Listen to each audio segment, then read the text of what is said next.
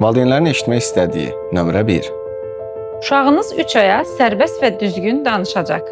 Həqiqət nömrə 1. Heç vaxt müddət deyə bilmərik. Bu işlə ciddi məşğul olan heç kəs müddət deyə bilməz. Nitq inkişafı mərhələli prosesdir. Daimi məşq, düzgün istiqamətləndirmə və valideyn əməkdaşlığı olmadan sürətli nəticə əldə etmək mümkün deyil. Valideynlərin eşitmək istədiyi nömrə 2.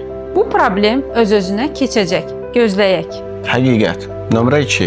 Vaxtında müdaxilə edilməyən nitq gecikməsi daha da dərinləşə bilər və korreksiya müddəti uzana bilər. Valideynlərin eşitmək istədiyi nömrə 3. Oğlan uşaqları gec danışır. Narahat olmayın, danışacaq. Həqiqət nömrə 3.